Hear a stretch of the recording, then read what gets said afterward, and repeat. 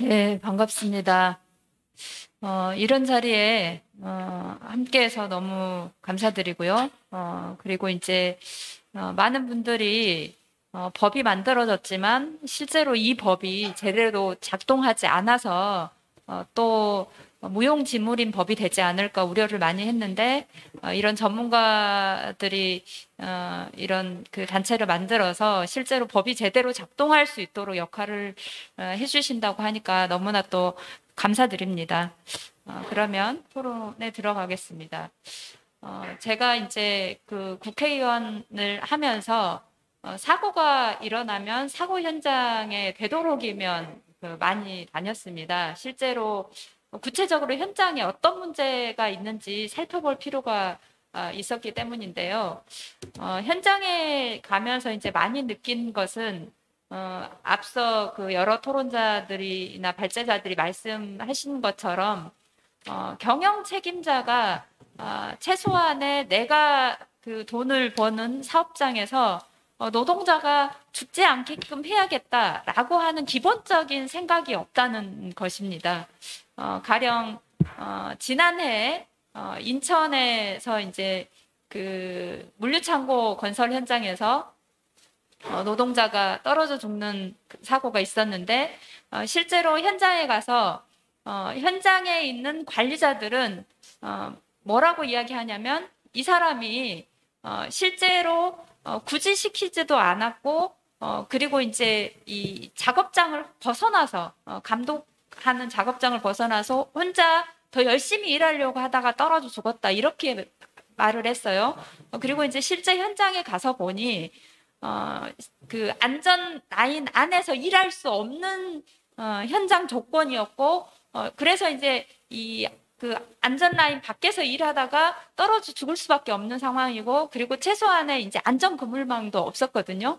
근데 안전 그물망도 없는 것을 문제 제기했더니 기계하고 동시 작업을 하려고 하면 그러면 안전 그물망 자체가 그 기계에 작동하는데 오히려 방해가 되니까 그 안전 그물망을 설치하지 않았다는 거예요. 근데 여기에서 이제 알 수 있듯이 공기를 단축하고 기업의 이익을 높이기 위해서 실제로 그 작업을 분리해서 했다고 하면 그 노동자가 떨어졌더라도 적어도 그물망에 걸려서 다치기는 했지만 죽지는 않았을 텐데 그런 것이 제대로 뭐 보장되지 않는 거 그리고 이제 여수의 이 일산업 같은 경우 거기는 3명이 폭발 사고로 이제 사망을 했는데 거기에서도 정말 그 폭발성이 강한 굉장히 위험한 물질이고 그래서 거기에 이제 그 공사를 하려면 실제로 거기 안에 있는 내용물을 다 빼낼 뿐만 아니라 유증기를 빼내는데도 2, 3일이 걸린다고 하는데 실제로 그 큰 규모의 3분의 1 정도의 굉장히 폭발성이 강한 물질이 들어 있었는데 그 위에서 용접을 하다가 결국은 5톤이 넘는 뚜껑이 몇십 미터를 날아갔고 실제 노동자들도 30미터에서 40미터까지 이렇게 날아갔고 한 노동자는 거의 뭐 그 몸을 찾아볼 수 없을 정도였었거든요. 근데 우리가 이 기본적으로 생각했을 때 어떻게 그런 작업을 할 수 있을까? 라고 하는데 그런 작업이 아무렇지도 않게 일어났고 실제로 이미 여러 차례 그런 그 작업들이 있었는데 그동안은 사고가 없었는데 이번에 이제 그 사고가 발생한 것이죠. 그리고 이번에 또 그 최근에 일어난 NCC 여천공단에 거기 사고도 마찬가지입니다. 담당자들은 이런 사고가 한 번도 없었는데 계속 작업을 해도 왜 이런 사고가 일어났는지 모르겠다고 이야기를 하지만 실제로 보면 기본적인 안전 수칙도 지키지 않아서 발생한 사고거든요. 근데 마치 그 사고가 그래서 일어나지 않았던 사고가 일어난 것이기 때문에 그것이 마치 노동자의 잘못인 것처럼 그렇게 대부분은 인식을 하고 그리고 그동안에 그런 문제에 대해서 경영 책임자가 책임을 지지 않은 것 그런 것들이 이런 계속된 사고를 발생한 거 아니었는가.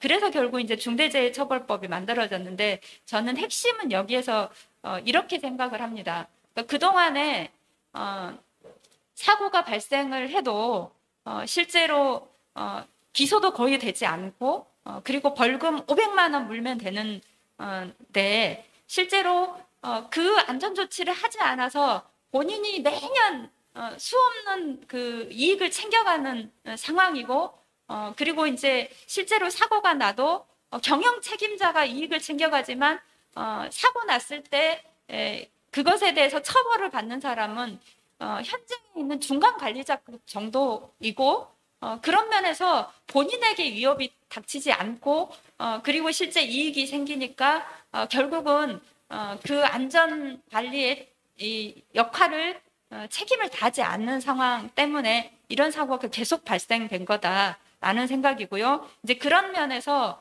이제 이 중대재해처벌법이 제대로 작동하기 위해서 이제 여러 가지로 부족하긴 하지만 실제로 지난 1년 동안 기업에서도 나름대로 여러 가지 노력을 좀 한 것 같긴 해요. 근데 한 것 같긴 한데 그것이 여전히 제대로 작동하지 않아서 올해 1월 달에 작년보다 더 많은 사고가 좀 발생했던 것 같은데 결국은 지금 몇 가지 이제 중대재해가 발생한 사례와 관련해서 이 법이 어떻게 적용되느냐가 또 이후에 기업 문화를 어떻게 바꿀 수 있는지 이런 것을 좀 보여주는 대표적인 사례가 될 수 있을 것 같아서 당장 이제 지금 현재 발생한 중대재해에 대해서 좀 더 관심을 갖고 이 법이 제대로 작동되도록 하는 역할을 우리 전문가들이나 의회에서 좀 해야 될 것 같습니다. 또 한편으로는 여러 가지로 부족한 내용이 있기 때문에 개정안을 좀 제출해 놨는데요. 개정안과 관련해서는 짧게 좀 말씀드리겠습니다.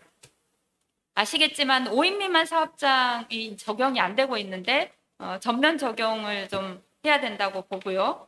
그리고 이제 인과관계 추정 조항과 관련해서는 대단히 이제 지금 우리 김용균 어머님도 와 계시지만 이 실제로 중대재해가 발생을 하고 나면 굉장히 오랫동안 지리한 공방이 벌어지고 그러면 이제 대부분의 피해자들은 실제로 이 가족을 잃은 것도 힘든데 그것을 공방하는 게 힘드니까 대부분은 제대로 대처하지 못해서 결국은 책임자들이 제대로 처벌받지 못하는 것들이 발생하는 상황들이 많습니다.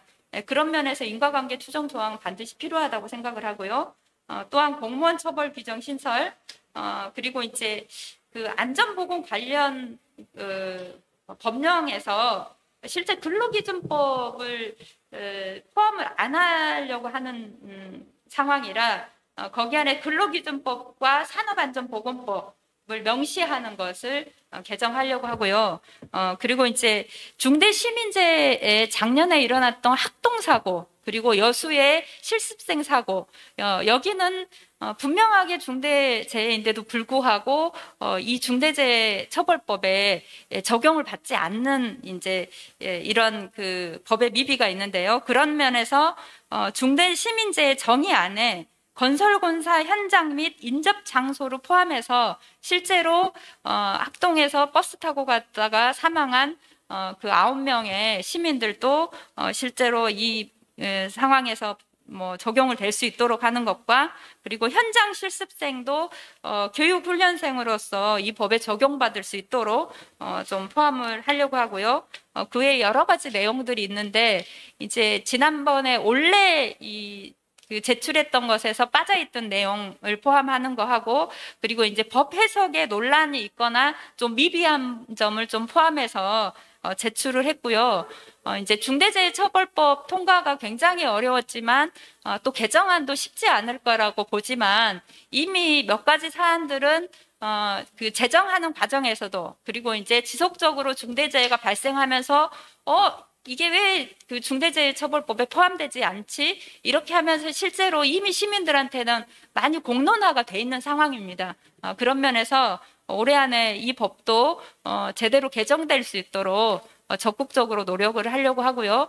여기 있는 전문가들도 함께 많은 도움을 주셨으면 좋겠습니다. 네, 이상입니다.